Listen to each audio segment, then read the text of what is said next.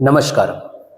आज के इस वीडियो में हम बात करेंगे हाल ही में संयुक्त राष्ट्र विकास कार्यक्रम के द्वारा जारी एक रिपोर्ट पर, और वह रिपोर्ट है मानव विकास सूचकांक, जिसमें बात कही गई है कि वैश्विक स्तर पर भारत देश एक पायदान ऊपर बढ़ा। तो चलिए देखते हैं कि इस खबर से जुड़े हुए तमाम मुद्दों को, जो आपके आगामी परीक्षा के लिए काफ़ी महत्वपूर्ण होगा।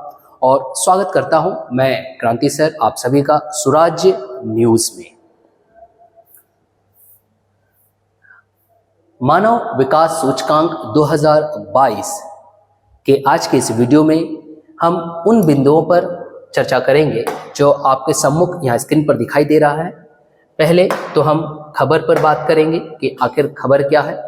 दूसरा, हम देखेंगे उस रिपोर्ट को और उस रिपोर्ट से जुड़े हुए सभी बिंदुओं पर चर्चा होगी।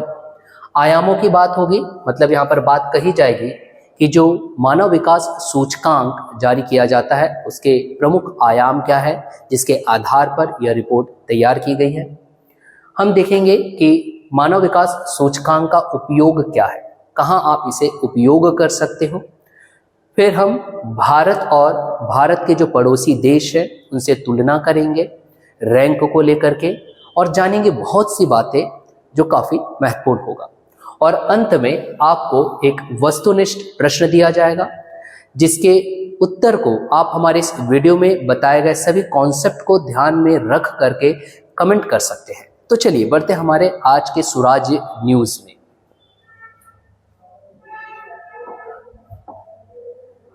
और इस सुराज्य न्यूज में बढ़ने से पहले मैं आप सभी को यह बता देना चाहता हूं कि अगर आप CGPSC मुख्य परीक्षा के विद्यार्थी और आप अगर उसकी तैयारी कर रहे हैं तो आप इसे सीधे लिंक कर सकते हैं प्रश्न पत्र 7 के भाग 3 से, जो आपको पता होना चाहिए, ताकि आप एक एनालिटिकल अप्रोच जो है उत्तर लेखन को लेकर के वो काफी बेहतर हो। तो चलिए सुराज्य न्यूज में आगे बढ़ा जाए। तो सर्वप्रथम आप सभी के सामने मानव विकास सूचकांक 2022 में कि ये खबर क्या है। जैसे कि मैंने आपको बताया, खबर की अगर बात कही जा रही है तो हमें यही जानना है कि खबर यह था कि संयुक्त राष्ट्र विकास कार्यक्रम, जिसे आप UNDP मतलब कि यूनाइटेड नेशन डेवलपमेंट प्रोग्राम के नाम से भी जानते हैं अंग्रेजी भाषा में, उनके द्वारा एक रिपोर्ट दी गई है और यह बताया गया है कि जो भारत है वो वैश्विक स्तर पर आज एक पायदान ऊपर उठा। पायदान ऊपर उठा, इसका मतलब कि भारत का जो रैंक है वो ऊपर उठ चुका है। तो आखिरकार वो रैंक क्या है आज वर्तमान में? ये 2022 का रिपोर्ट है, तो हम तुलना भी करेंगे कि 2021 में कितना था। तो खबर को तो हमने देख लिया, अब मानव विकास सूचकांक के उद्देश्यों को जानेंगे। यूनाइटेड नेशन डेवलपमेंट प्रोग्राम या फिर संयुक्त राष्ट्र विकास कार्यक्रम के द्वारा जब ये मानव विकास सूचकांक लाया गया तो कब लाया गया? तो वर्ष आप 1990 याद रखेंगे, 1990 में लाई गई। और इस उद्देश्य से लाया गया कि अगर आप किसी देश के विकास को मापना चाहते हो तो वह केवल आर्थिक विकास के आधार पर नहीं होना चाहिए, अपितु वहां पर रह रहे लोगों और उनकी क्षमताओं को अंतिम मापदंड मानना होगा।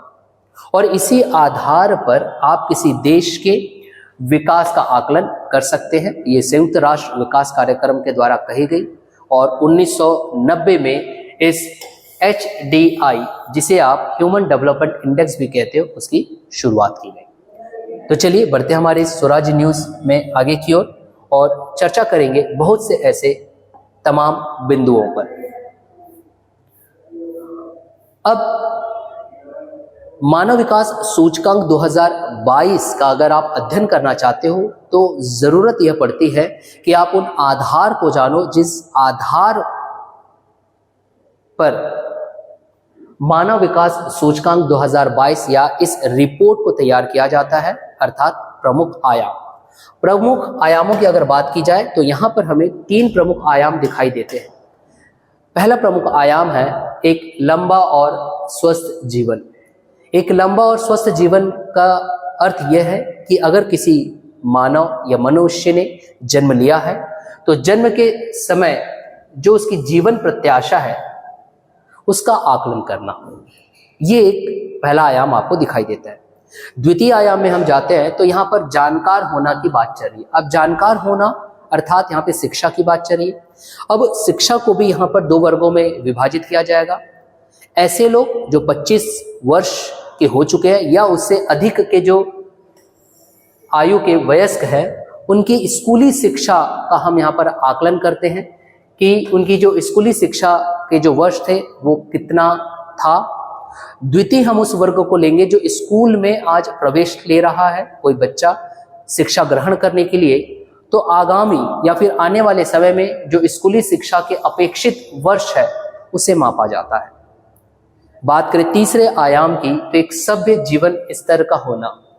अब एक मानव का सभ्य जीवन स्तर कैसे होगा, उसके लिए प्रति व्यक्ति ग्रॉस नेशनल इनकम के आधार पर इसे मापा जाता है। तो ये 3 आयाम हैं जिसके आधार पर मानव विकास सूचकांक तैयार किया जाता है। चलिए बढ़ते हमारे इसी स्वराज न्यूज में और जानते हैं कुछ और बिंदुओं को। अब आप सभी को यह भी पता होना चाहिए कि मानव विकास सूचकांक जो यूनाइटेड नेशन डेवलपमेंट प्रोग्राम या संयुक्त राष्ट्र विकास कार्यक्रम के तहत यह रिपोर्ट जारी किया जाता है, तो इसका उपयोग आप कहाँ कर सकते हैं।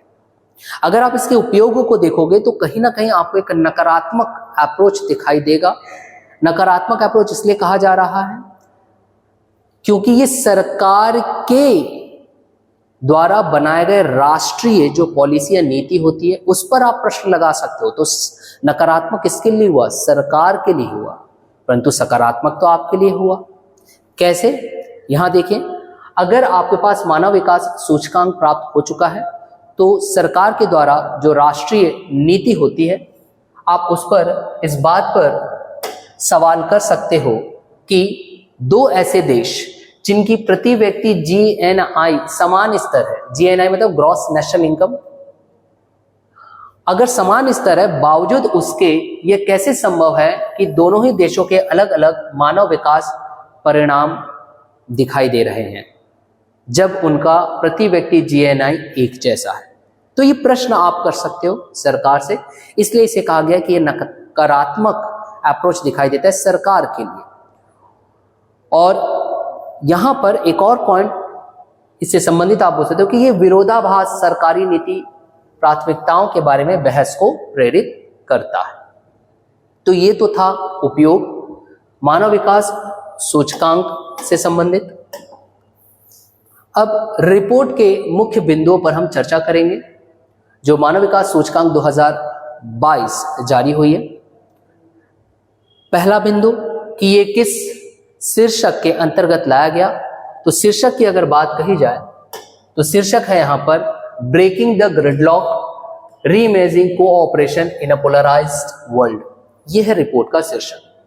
अब इस रिपोर्ट के अंतर्गत जब हमने भारत से संबंधित बिंदुओं पर ध्यान दिया तो हमें यह पता चला कि भारत जो है पिछले वर्ष गत वर्ष 2021 में उसने जो रैंक हासिल किया था आज 2022 की रिपोर्ट में वो एक पायदान ऊपर उठ चुका है। तो रैंक कितना था यह भी तथ्य आपको पता होना चाहिए। जब हम वर्ष 2022 की बात करते हैं तो भारत का आज वर्तमान में स्थान 134वां हो चुका है। कितने देशों में, तो 2022 में कुल 193 देशों की तुलना में 134। तो पूर्व में कितना था, पूर्व की अगर बात की जाए तो वर्ष 2021 में एक पायदान आप क्या करेंगे, नीचे करेंगे, तो ये हो जाएगा 135वां स्थान था और आज हम 134वें स्थान पर है। और उस समय जब वर्ष 2021 था जब हमारा रैंक 135 था तब कुल देश 191 थे। तो एसडीआई का स्तर क्या रहा यह भी आपको पता होना चाहिए। वर्ष 2022 में भारत की जो एसडीआई है वो 0.644 रहा, जबकि वर्ष 2021 में जब उसका 135वां स्थान था तब एसडीआई 0.633। अब इसी रिपोर्ट के अंतर्गत आयाम को लेकर के भी बात कही गई है। तो जैसे कि मैंने आपको बताया कि एसडीआई के प्रमुख आयामों में शिक्षा भी आपको दिखाई देती है। शिक्षा की अगर बात करें, स्कूली शिक्षा के अपेक्षित वर्षों की, तो इसमें वृद्धि हुई है। कितनी? 5.88% की वृद्धि हुई है। तो तुलना करना होगा, वर्ष 2021 में जहां स्कूली शिक्षा के अपेक्षित वर्ष 11.9 वर्ष दिख रहा था, वही 2022 में 12.6 वर्ष हुआ। इसका मतलब यह है कि EYS के पहलू पर अगर विचार करें तो 18 स्थानों का सुधार हुआ है। ऐसे ही जीवन प्रत्याशा इसका एक और अन्य आयाम है ह्यूमन डेवलपमेंट इंडेक्स का। तो उस जीवन प्रत्याशा में भी यहां पर वृद्धि हुई है। वर्ष 2021 में जहां 67.2 था, वो आज 67.7 वर्ष दिखाई दे रहा है। भारत की अब अगर प्रति व्यक्ति सकल राष्ट्रीय आय को लेकर के अगर बात कही जाए, जो इसका तृतीय आयाम है, तो यहां भी वृद्धि हुआ है। अमेरिकी डॉलर को लेकर के यहां पर तुलना किया जाएगा, तो जहां आपको 2021 के ह्यूमन डेवलपमेंट इंडेक्स के अनुसार $6,542 दिखाई दे रहा था, आज वो वृद्धि हो करके $6,951 हो गया।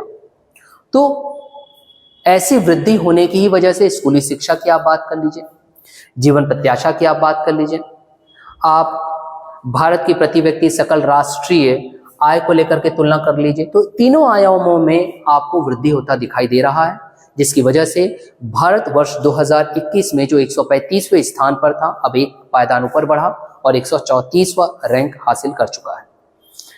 इसी रिपोर्ट में एक और अन्य बात जो हम सभी को जानना होगा, वो है लैंगिक असमानता सूचकांक को लेकर के भी यहां पर बात कही गई है। अब लैंगिक असमानता सूचकांक को लेकर के जो आपको तथ्य जानना है वर्ष 2022 में, वह यह है कि भारत ने 0.437 स्कोर के साथ 193 देशों में 108वां स्थान हासिल किया है। ये 2022 की बात चल रही। वही यदि वर्ष 2021 की अगर बात कही जाए कि इससे पूर्व क्या था लैंगिक असमानता सूचकांक को लेकर के भारत का रैंक, तो वो था 122वां रैंक था। तब देश 191 हुआ करते थे, ये भी आपको बताया गया था। तो तब भारत का स्कोर क्या था इस लैंगिक असमानता सूचकांक के अंतर्गत, तो 0.490, जो कि अब 0.437 है। यही कारण है कि भारत 108वें स्थान पर हमें दिखाई दे रहा है लैंगिक असमानता सूचकांक को लेकर के। ऐसे ही तथ्यों को अगर हम आगे बढ़ाते हैं, तो हमारे आज के इस वीडियो में मानव विकास सूचकांक 2022 के रिपोर्ट के अनुसार हमें यह भी देखना पड़ेगा कि भारत और उसके जो पड़ोसी देश हैं उनकी तुलना करनी पड़ेगी उनके रैंक को लेकर के, जिससे आपको हमें एक संपूर्ण जानकारी मिलेगी कि भारत देश का विकास किस तरीके से हो रहा है, न सिर्फ आर्थिक के आधार पर, अपितु वहां पे रह रहे लोगों और उनके स्टैंडर्ड ऑफ लाइफ को लेकर के, मतलब कि कुल उनके पूरे मापदंड को बात कही जा रही है। तो यहाँ पर पड़ोसी देश की तुलना अगर किया जाए तो हमें यह पता चलेगा कि इसके अंतर्गत हम 3 श्रेणी देखते हैं। 3 श्रेणियों में आपके पास सबसे पहले आता है उच्च मानव विकास श्रेणी।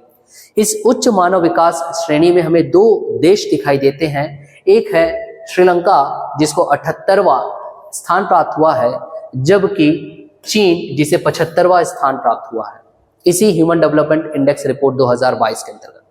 द्वितीय श्रेणी हमें दिखाई देता है मध्यम मानव विकास श्रेणी, जिसमें भारत स्वयं है, भारत और भारत के साथ उसके अन्य पड़ोसी देश नेपाल, भूटान और बांग्लादेश भी इसी मध्यम मानव विकास श्रेणी के अंतर्गत आते हैं।